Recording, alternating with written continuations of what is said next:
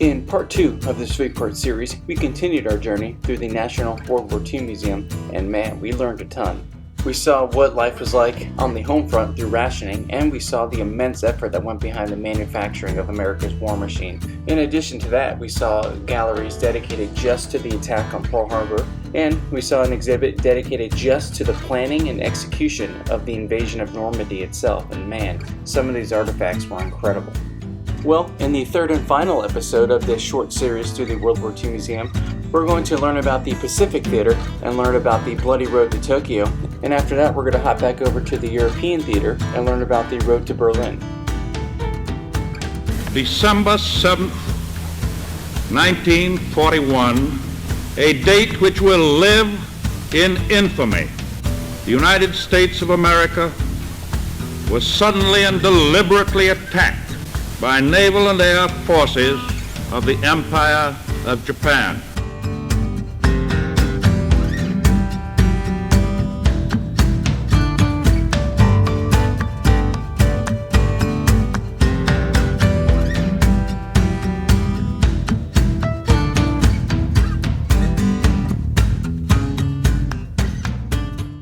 So we're starting our road to Tokyo, and much like the German Blitzkrieg, the Japanese onslaught in the beginning of the late 30s and early 40s appeared almost unstoppable. Places that were considered strongholds like Guam, Wake, Hong Kong, Manila, Singapore, they all fell with swift succession, so there was an immense amount of fear about the Japanese war machine.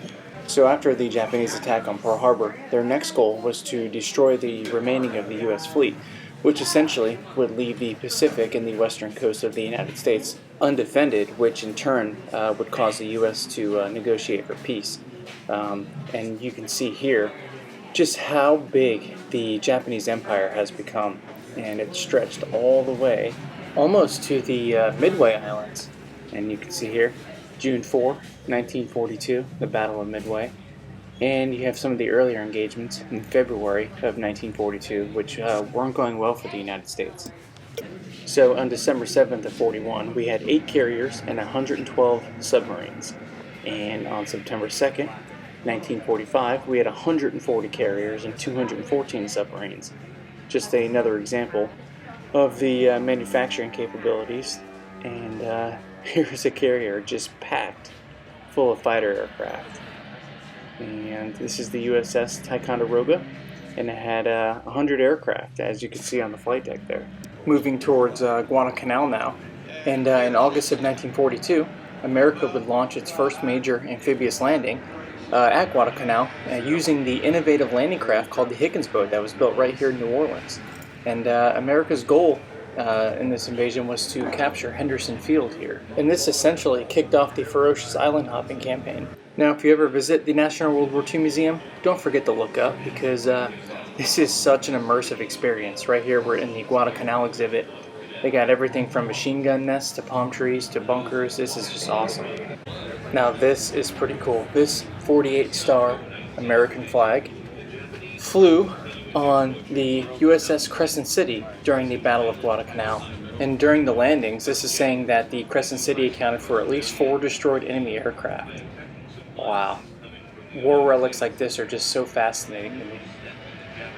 Approaching some of the small arms that would have been used by the United States early in the war, you can see the Thompson, you got the BAR over there, a few different guns that I haven't seen before. Cool thing about the Thompson is you can see the drum magazine there. It's pretty cool to see up close. So initially, U.S. forces landed relatively unopposed, but as you can see, almost a month into the fight, and the Japanese rushed reinforcements to Guadalcanal, and they would launch a major assault on September 13th and 14th of 1942. And they would actually breach the American lines and almost take Henderson Field. And here's some of the battle positions here. And this is the fight that John Basilone would earn his Medal of Honor. And here's a machine gun nest, again pointing out the immersiveness of this museum. This looks like a water-cooled 30 caliber machine gun position. This is an American position. And one of the cool things about the water-cooled machine gun, although it was heavier, it allowed you to sustain a heavy rate of fire without it overheating. And this gun first saw service in World War I. Here's a few captured pieces from the Battle of Guadalcanal. You have a Japanese non-commissioned officer's tunic here. And this summer weight uniform was made of cotton. And here is a Navy cross along with a American helmet and a captured Japanese sidearm. It's pretty cool. And a really cool artifact here is a captured Japanese officer sword or samurai sword. And here we have a pretty neat visual comparing a Japanese infantryman to a United States Marine. And you can see the stark differences between the two. You have that bandolier and grenade across the Marine's chest. That's pretty neat. You have the Arisaka rifle, and then looks like the M1 Garand there for the Marine. Now, early on in the war, most Marines carried a Springfield instead of the Garand. Now, here's some of the Japanese weapons they would have carried into battle. You can see a few different variations of their standard infantry rifle, a couple submachine guns and sidearms. You have your officer sword, a few different types of grenades there, and here you have a few machine guns or your crew serve weapons. Wow, this is pretty cool. A lot of these I'm not really familiar with, so it's pretty cool to learn about them. So after reading some of the descriptions here, this guy here is your Type 96 light machine gun, and it was considered one of the most modern weapons of the Japanese arsenal. And approaching some of the more familiar weapons to me, up top you have your M1 Garand, below that your Springfield, looks like you have your shotgun or trench gun, your Thompson, and this weapon here, the flamethrower, will become a very important role player in the island hopping campaign. And here we have several bayonets, knives, K-bars. Wow. And honestly, I would not want to be the soldier tasked with carrying one of these. Not only was it heavy, it was a huge target. So not only were advances made in weapons, but a lot of medical advances happened during this time as well. Air ambulances became a critical part of the Pacific theater due to its nature. And something else I also found interesting was apparently Japan controlled a large portion of the anti-malarial drugs. So the United States mass-produced a synthetic alternative. Wow, now this is cool. This weird-looking contraption here, this is a portable X-ray machine. Wow. Okay, I need to share this story with you. This is Johnny David Hutchins, and he was killed in action aboard LST-473 on an assault on Lae, New Guinea on September 4, 1943. Now, he'd be mortally wounded in a Japanese dive bomber attack when he'd grasped the ship's steering wheel and steered it clear of an incoming Japanese torpedo, saving the ship. And here's his Medal of Honor. Pushing on to Tarawa now, getting a little closer to Tokyo, and on November 20th, 1943, U.S. forces invade Tarawa and the Makin Atolls in the Gilbert Islands, the first major action in the Central Pacific. Now, the landing forces encountered not only fierce Japanese resistance, but many of the landing craft would bottom out on a reef, forcing the Marines to wade water and come ashore under heavy enemy fire. And here's a pretty cool visual of a Japanese machine gun nest, and some of the damage that positions like this would cause on the beaches of Tarawa. And here's another friendly reminder, don't forget to look up when you're in this museum, because here is a P-40 right above my head in the Tarawa exhibit here. Gosh, that's so cool. I believe almost 14,000 of these planes were made throughout the war, and it saw use in all theaters, famously by the American volunteer group called the Flying Tigers. And here's just another look at that Japanese machine gun position. I just love the amount of detail they've put into this place. So reading a little more about this machine gun position, it was a Type 92 machine gun, and it was capable of firing 450 to 500 rounds a minute. That's a lot of lead in the air. Approaching another really cool exhibit here. This looks like some sort of Japanese anti-tank weapon. You can see it's bombed out and destroyed here. And so this was a Type 94 37mm gun, and it was referred to as an infantry rapid-fire gun. Approaching a few relics from that time. Looks like we have some dog tags and a shoulder patch. And the 2nd Marine Division shoulder patch was that of Staff Sergeant Robert Dedick of the 2nd Marine Division. And here is a Japanese helmet. And looks like an officer's cap maybe? A Japanese naval cap. And a Special Navy Landing Forces helmet. Now that is really cool. Wow. Looks like we're approaching some sort of howitzer here. It's pretty neat, pretty compact too, so it'd be perfect for the island hopping campaign. And here's a few of the rounds that it would fire. So this one here, this is an M48 75mm high explosive shell, and it was packed with almost 1.5 pounds of TNT. Wow. And this one here is a little bigger, but this one is a M72 75mm shell, and this one was a armor-piercing tracer round, which means it was suitable for penetrating armor, and the tracer aspect would make the round easier to track. Man, this place is just packed full of battlefield relics. Here's a few Japanese artifacts here. Japanese Vice Admirals flag. You have some binoculars from the battleship Nagato. Wow. These are cool, knowing that a high-ranking Japanese officer looked through those. And here's a few other Japanese naval uniforms. Continuing our island hopping, here we're approaching the Iwo Jima section. And this was a strategic airbase located between the Mariana Islands and Japan. The Japanese carved out a network of underground fortifications aimed at turning the small volcanic island into an impenetrable fortress. And here you can see the landings and the Japanese positions and the famous Mount Suribachi there at the end. And here is one of the more iconic images, probably in U.S. military history, the flag raising of Iwo Jima on Mount Suribachi that took place on February 23, 1945. Now, shortly after this flag raising, Marines would return and raise a much larger flag, which was mostly overlooked in history. Another incredible story here. This is Jaclyn H Lucas, and he lied about his age and enlisted in the Marines at 14. Unwilling to remain in the rear unit area, Lucas snuck aboard a Iwo Jima-bound troop ship, and he would be actually charged with desertion and demoted. But he would end up fighting with the 5th Marine Division and being awarded the Medal of Honor for his actions on Iwo Jima. And those actions by Mr. Lucas here, he jumped on top of an enemy grenade sheltering his comrades with his own body, and despite suffering massive injuries, he would survive his wounds.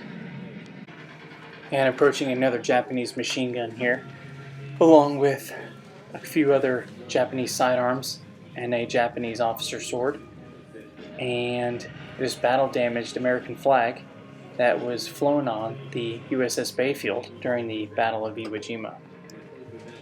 Okay, so this weird-looking piece of metal that we're looking at right here, up top, well, this is a piece from a Japanese propeller blade that was attached to a kamikaze aircraft that struck the destroyer USS Evans. And now we're reaching Okinawa, pretty much as you can see, knocking on Japan's doorstep. On April 1st, 1945, more than 60,000 soldiers and Marines from the 10th Army stormed ashore in Okinawa in the final battle before an invasion of mainland Japan.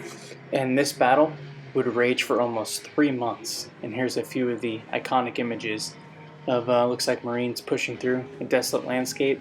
Here's another image of the ferocious fighting here in Okinawa. So here is a leaflet that would have been dropped by American aircraft over Japanese cities, essentially warning them of an impending bombing and encouraging them to evacuate.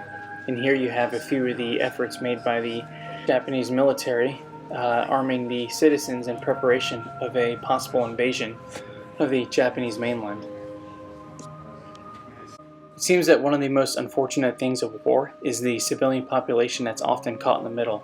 And here you can see numerous Japanese cities that were absolutely destroyed by American and other Allied bombing campaigns.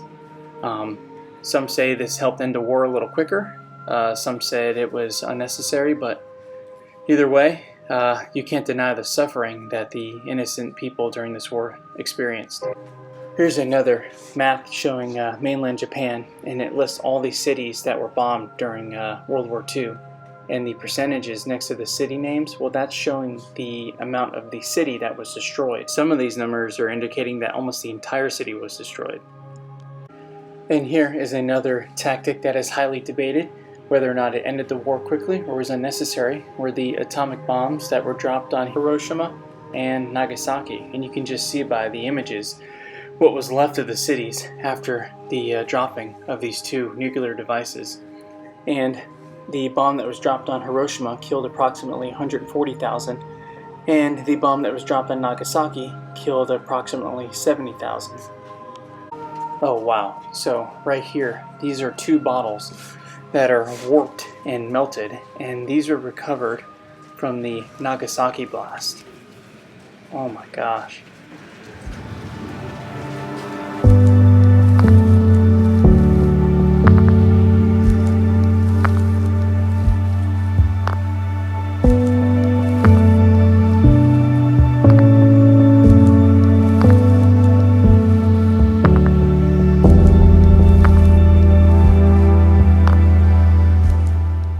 Leaving the Pacific Theater now, and now we're going to take the road to Berlin.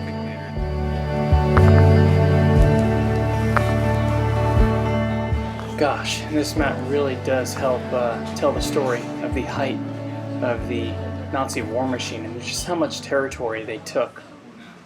Wow. And of course, the weapons of war here. These are the American weapons, and you can see we have the BAR, Springfield, Bazooka, M1 Garand. This guy here, now this is a shell from a recoilless rifle. And it's pretty interesting looking. And so this is a 57mm anti-tank round. And if you don't know what a recoilless rifle is, it's this piece right here. Approaching some of the German weapons of war here. You have your iconic Panzerfaust here, and your Panzerschreck above that. Your Sturmgewehr, the grandfather to the AK-47. Your MP40 right next to that. MG42s. A couple German sidearms. Wow, some of these weapons are just so cool to see up close. So we're starting the North Africa campaign off here, and this looks like an American artillery piece. And this was a M2A1 105mm howitzer. And it would have a crew of 8 and could fire up to 10 rounds a minute. It's pretty impressive. It had a range of 1,150 meters. What a cool piece. Here's some of the shells here too. So, much like in the Pacific Theater, the Americans had to essentially learn how to fight their current enemy. And the first few engagements didn't go very well for the American forces against the heavier, more experienced German infantry units. Here's another look at that 105mm howitzer here. And here we're touching on Operation Torch, which took place in North Africa, November 8th, 1942. And the Allied forces stormed ashore in French Morocco and Algeria, and this was considered the first large-scale amphibious landing in the European and Mediterranean theaters. And this invasion was marked by confusion, poor logistics, and here's a few of the images here from the landings. Making our way through the North Africa campaign here. Pretty cool Jeep. And we're getting closer to Rome, Sicily, and Berlin. I like this. This is pretty cool. So as you go through the museum, the ranges of these cities gets less and less. Like we touched on, there were a lot of lessons to be learned at the beginning of the war against the more experienced German forces. Well, following the debacle at Kasserine Pass, the commander was replaced by a man named George Patton. And that ended up working out in the long run, I think. I always love seeing these. So this is obviously a Nazi flag that was captured by the American forces at Italy on October of 1943. And you can see some of the crew members signed it here. That's a cool piece. So in an effort to bypass some of the strong German defenses here, near Monte Cassino there, the Allies would land at a place called Anzio, behind those stout German positions. On January 22nd, 1944, in an attempt to bypass German positions south of Rome, the invasion caught the enemy by surprise, but the relatively modest Allied force found it difficult to exploit the initial success. And it took nearly 4 months to break out and advance to Rome. So check out this heavy-duty mortar here. Gosh, I've never seen one this big. This is apparently a 4.2-inch mortar. And God, I would not want to be on the receiving end of this thing. So that mortar that we just saw, yeah, this is the shell that it would fire. Inching our way to Berlin, getting a little closer. Just walked into a really cool exhibit. Look above, and we're in a bombed out bunker or air hangar here. You can see the Allied planes flying overhead. Gosh, just little things like this are just so awesome that they did. So here's a few artifacts and personal effects from the air war in the European theater. So you have your 91st Surface Squadron sign. You have a mechanic's apron here. You have some of the wreckage from First Lieutenant Augustus Hamilton, who was flying a P-47. And here's some of the wreckage from that wreck. Oh wow. And this guy here. This is a, looks like a captured piece of weaponry. We'll see what the label says here. So apparently this was a Mauser M151 20mm cannon from a German fighter. Looks like we're entering hedgerow country now. This is some of the obstacles that the Allies faced trying to break out from the beachhead. And you can see some of the Shermans driving through the hedgerows. So here is a map showing the Nazi-occupied territory and the Allied beachhead here. And you can kind of see just how slow progress was. And this was progress from July 24th of 44.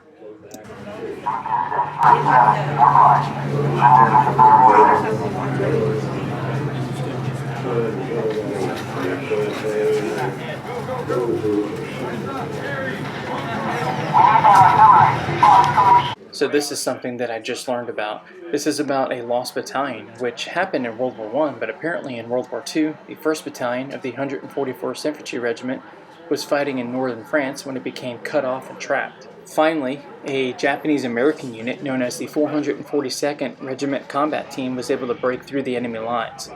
Unfortunately, that unit would be chewed up quite a bit, and they would lose 800 killed and wounded. And here's some of the images from those units there, and they became one of the most decorated units in World War II. So this piece has a really cool story. This is a homemade 48-star American flag that was made by a group of French teenagers when they met Americans after the Normandy landings. So I have no idea what I'm looking at on this map, but this very map here, this was used by the 3rd Armored Division. And Lieutenant Belton Cooper was the one that held on to this map. So now we're entering the theater of the war where Hitler became desperate, and a little battle that you may have heard of, Battle of the Bulge, in December of 1944.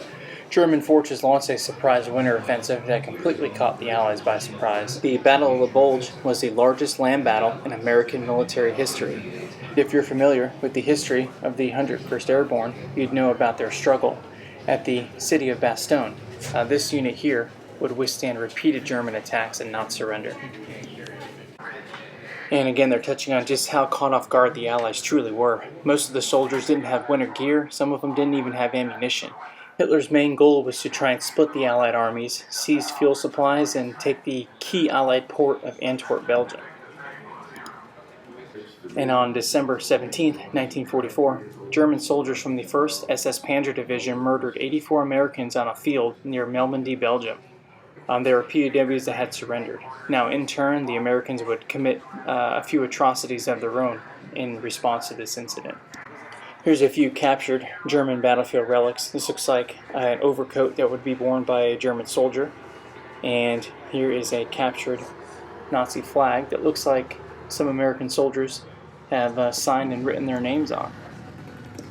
Here's another example of just the detail they are putting into some of these displays here.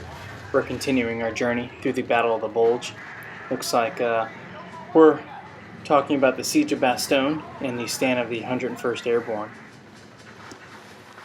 Now here's an example of an American machine gun position. This is a .30 caliber machine gun, and it's foxhole. Looks like there's a picture there of his girlfriend or wife. Man, the detail, I just can't get over it. Here's some barbed wire here as well. Here's an example of a vehicle being pressed into military service by the Germans. This is an Opal Sedan, and vehicles of this type often served as staff cars, couriers, or ambulances. It's pretty interesting, especially seeing the real picture of it there in June of '44. So here's a pretty unique weapon that I've never seen before. It's kind of archaic looking, honestly, but apparently this is an Mg15 machine gun. and it was adopted by Germany in the 1920s. Looks like you have your dual magazines there. Stock's a little weird. And here's another interesting weapon. Looks like a MP3008 submachine gun. Here's a few other items from the German Civil Defense Unit here. You have an armband, here's their uniform, and here's their lightweight helmet they would have worn. So the Germans would eventually be defeated in the Battle of the Bulge, and here we have the Americans crossing the Siegfried Line in early 1945. You see all the dragon's teeth there. But once they'd capture a few key strongholds, only the Rhine River was really the last major obstacle for the Allies. Here's some of the Americans advancing through the Hutchins forest. And here you have what's left of the German city of Cologne. And you can see just how devastated it is. And they captured Cologne in early March of 1945, and they reached the banks of the Rhine River. Now, after Cologne was secured, American forces would quickly move to Remagen to capture the only remaining intact bridge that the Germans, I believe, rigged to blow. Here's something else that I'm learning today. Apparently, in March of 1945, the Allies would launch Operation Varsity. Nearly 17,000 American, British, Canadian troops dropped across the Rhine in one of the largest airborne assaults of the war. Now that is super interesting because I had no idea this even happened. But it was a highly successful mission, and they captured almost 3,000 German prisoners. So, can't think of a better way to wrap up this series than showing you some of the captured artifacts by American soldiers. Now this silverware set and this teapot, this is personally Adolf Hitler's. Not really sure what this set is, but the teapot here has AH on it, which is Adolf Hitler's initials, and apparently this set here belonged to a high-ranking official from the Nazi railway, and this fork and dessert knife set was Hitler's as well.